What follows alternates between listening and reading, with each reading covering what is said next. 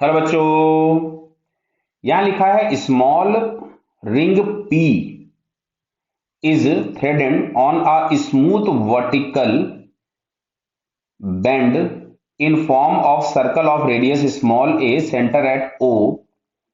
Wire is rotating with constant angular speed omega about the vertical diameter xy, while the ring remains at rest relative to the wireframe at a distance a by 2 from xy. So what is the value of omega square?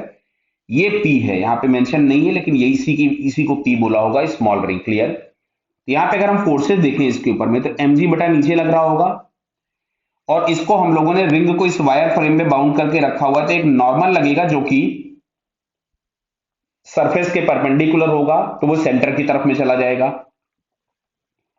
अगर हम लोग इस वाले angle को theta ले लें तो हमको दिख रहा है कि ये वाला एंगल भी थीटा होगा, तो यहाँ पे n cos थीटा तो ऊपर चला गया और n sin थीटा आ गया इधर की तरफ में। क्या दिख रहा है तुमको कि जो रिंग होगा वो इस वाले सर्कल पे रोटेट कर रहा होगा, इस हॉरिजॉन्टल सर्कल पे जिसके रेडियस a by 2 है।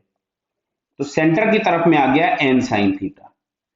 तो जो n sin थीटा होगा वो हम लोगों को सेंट्रीपिटल प्रोवाइड कराएगा, जिसको हम लोग लिखते हैं m r omega square, m into A C, और ओमेगा दिया गया इसलिए हमने आर ओमेगा स्क्वायर लिख दिया। अगर वेलोसिटी दी होती तो हम वी स्क्वायर बाई आर लिखते, और N cos theta is equals to आ जाएगा एम जी। दोनों को डिवाइड कर दिया भैया, तो tan theta is equals to हमारे पास यहां से आ रहा है R omega square by g, और tan theta is equals to हम लोग क्या लिख पाएंगे यहां से, टेन थीटा की वैल्यू, हाँ देखिए यहां पे दिया है आपके पास थीटा इनडायरेक्टली 30 डिग्री दिया है। कैसे दिया है ध्यान से देखो, बताइए। ये पूरा सर्कल है, रेडियस है, और यहां कहीं पे ये दिया गया है और ये डिस्टेंस दिया है a बाई 2। अगर मैं इसको थीटा लिख लूं, इसको मैं अगर थीटा लिख लूं, और ये भी सर्कल का रेडियस ही है a, समझ में आ रहा है ना, ये सर्कल पे ही दिया था, ऐसा दिया हुआ था।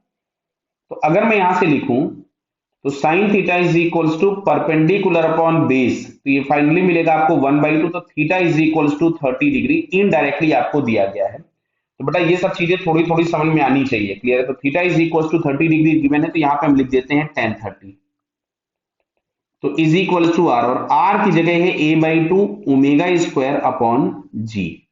तो आपसे ओमेगा स्क्वायर की ही वैल्यू पूछी गई है, तो omega square is equals to कितना हो जाएगा, मैं यहां पे लिख दे रहा हूं, चलो ये आ गया 1/√3 a by 2g times omega square. तो omega square is equals to हो जाएगा 2g अपॉन a√3।